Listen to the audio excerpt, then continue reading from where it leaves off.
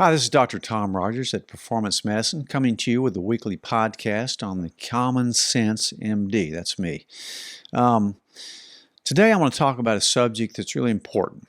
You're not eating enough protein or getting enough protein. Now, when I say that with a lot of knowledge about this, you're probably not. I really don't talk a lot about protein. I don't talk enough about it. I'm usually telling people to eat less food overall, maybe less calories, more good fats, way less carbs. But I don't talk enough about protein. So let's talk about that today. When you think about it, almost everyone who has a chronic ailment is protein deficient. Protein deficiency leads to all kinds of problems: fatigue, weakness, tissue breakdown, hair loss, muscle wasting, gut problems, mental problems like anxiety and depression, insomnia, decreased cognition, poor balance, bone loss, dementia, and premature aging. Being healthy takes a lot of work and knowledge. Let's talk about proteins. The anatomy of a protein consists of amino acids, like you know, a long string of amino acids that are linked. These are molecules that are made of carbon, hydrogen, oxygen, and nitrogen. Remember nitrogen. There are 22 different ways that these amino acids can be put together and configured in our body for use. Of the 22 amino acids, 8 are what we term essential. Some people say 8, some people say 9, but there's really 8, meaning that we need to get these from our food or supplements. Our bodies can't make them. Amino acids go down one of two pathways when you ingest them. Either they're used for anabolic purposes, meaning building up, or they're used for catabolic purposes, meaning breaking down and using them for other purposes or possibly waste. So, these amino acids get into a cell on one path or the other. In the anabolic path, it's building proteins. By proteins, that could be a hormone, could be an enzyme, which have so many different functions in our body, so important. It could be neurotransmitters. It could be a muscle fiber, hopefully many muscle fibers, even a hair. Those are anabolism. That's what protein is for in one matter. So this pathway builds things. There's no energy released by this. Unlike carbs and fats, there's no energy when it does this. So that's how it's different than carbs and fats. Also because it has nitrogen in it. The other pathway is a catabolic, breaking down pathway. And you do get energy from this. That means when the amino acids get into your cells and it's not needed for protein synthesis, it's broken down into molecules of carbon, hydrogen, and oxygen. In other words, these are carbohydrates that can be used for fuel, energy. The other breakdown molecule is nitrogen. That's important because you can actually measure that. Now, nitrogen here is a toxic waste, and it's processed by the body into urea. Remember that, which is eliminated through your urine. So see how important proteins are. You've never thought about it this way probably, but they're very important. There's a lot of very common myths about proteins. I'm going to go over some of those with you. One is that all proteins are the same. They're definitely not.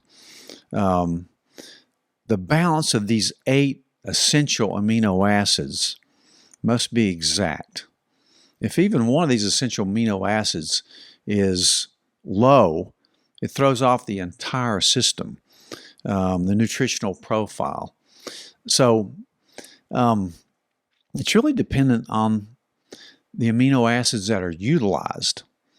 So you could eat a lot of protein, but if they're low quality, not getting utilized, you're not building in the muscle or breaking them down for energy. For example, next time you look at the side of your yogurt carton and it says 14 grams of protein, be aware that there's only 16% of this is usable.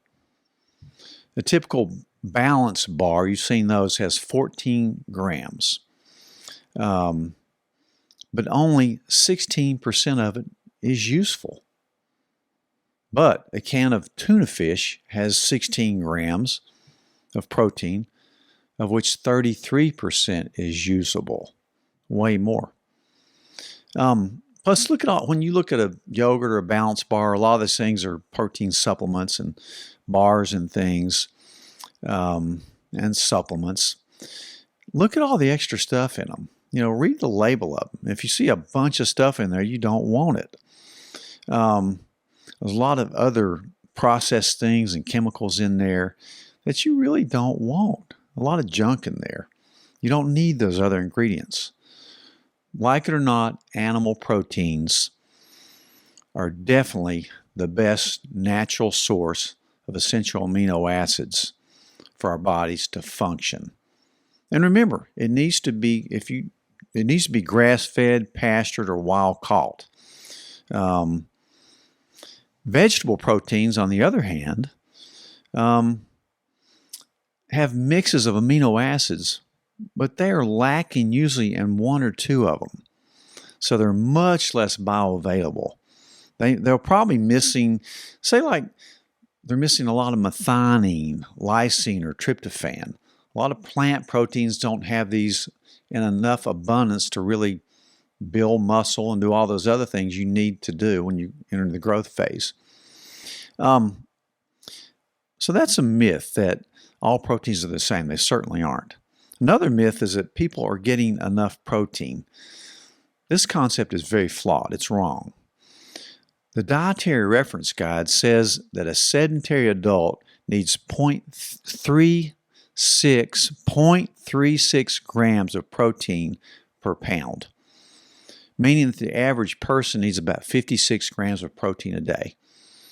Really, you need at least 1 gram per pound of body weight, especially if you want to build muscle and maintain muscle.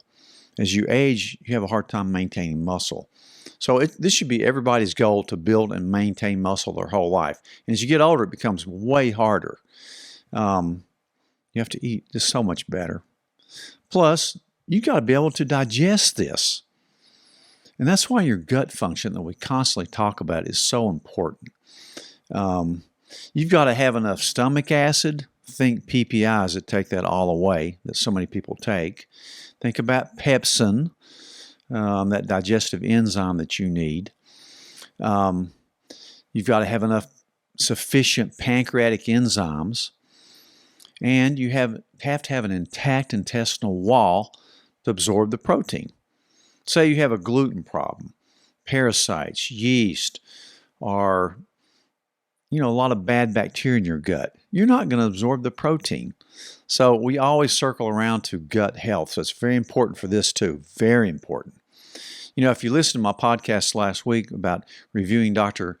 Peter Attia's book, Longevity, which is just a great book, he talks a lot about protein. He talks a lot about fitness and aging, longevity, of course.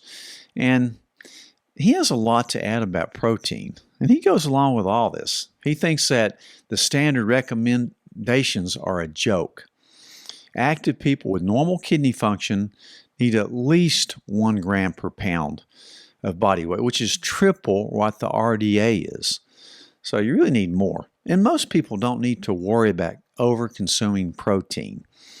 If you have liver or kidney problems, you may need to watch it. But we follow that. There's something on a blood panel called a BUN, blood urea nitrogen. That's where the nitrogen comes in with protein. So if that starts going up, you may have some liver or kidney problems. That's not real common. Either that or you're dehydrated. But it'd be really hard for even a semi-healthy person to eat too much protein.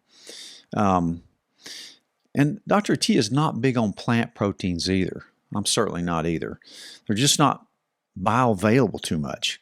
For one thing, the protein in plants is there for the benefit of the plants, which means that it's largely tied up in indigestible fiber. Now, fiber is good for you, but you're not going to get the protein you need to build your muscle and produce your hormones and everything else. So think about that.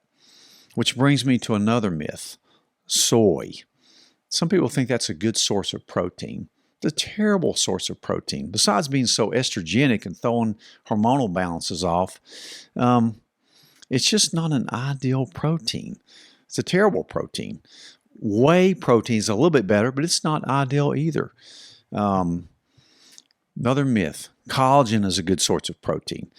Now, collagen is good for the skin, hair, nails, maybe your joints, but it's a zero in utilization to build muscle, enzymes, and hormones.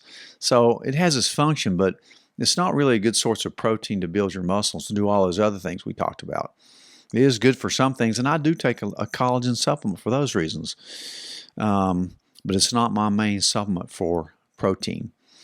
Another myth, branched chain amino acids are so great for you that so many bodybuilders and weightlifters use. They're promoted for athletic reasons and muscle, but it really has only 3 amino acids in it. And they're good, but if you don't have the other essentials, it won't work. So think about that. Another myth, egg whites are a good source of protein. No, they're not. You need the yolk. You need the whole egg. You know, besides breast milk, eggs are definitely the best source of proteins for you. The truth is that most of us are malnourished protein-wise. You can almost look at a person and see if they're malnourished. If they look bad, if they look anemic, debilitated, they probably are not getting enough absorbable protein. So think about consuming more clean animal protein, especially if you're sick, got a poor immune system, feeling weak and tired. Heal your gut first if you have an absorption problem. So many people do. And if you have liver or kidney dysfunction, or for some reason are a vegetarian or a vegan, consider a supplement that I take anyway. I take it on top of eating animal proteins, and it's called Perfect Aminos. I found it to be so great for me and many of my patients. And I found it to be awesome for me because it gives me energy. It helps me heal. There's virtually hardly any calories in it, but it's equivalent to 30 grams of protein in a very small little half a teaspoonful. Put that in water every day. It's easily digested. I mean, it's already digested for you, really. It's 99% utilized. I mean, think about that. The can of tuna fish I talked about earlier was 33% utilized, which is fantastic. This is 99% utilized. And especially if you're worried about your weight or you can't digest things very well, even if you have kidney or liver problems, you can take this. So if you have liver problems or kidney problems, maybe you're even on dialysis. Not many, even nephrologists don't know about this product too much, I don't think, but you could even take it then. Because when you're doing dialysis or you have kidney or liver problems, you're going to be anemic. You're not going to be healthy. You're going to be debilitated. So think about if you can't eat enough animal protein, which you may not be able to, think about how much you weigh, and you need at least a gram per pound of protein. I mean, that's a lot of protein. I'll guarantee you're probably not getting enough protein unless you're really observant about this and trying. So think about the animal sources, think about your gut, think about the supplement that I take called Perfect Aminos. You've probably heard about it. I've talked about them before, but so think about your protein. Measure it. See how you feel. Try eating more protein and see if it doesn't make a world of difference in your health. I hope this is informational. I hope to see you next week. Thank you.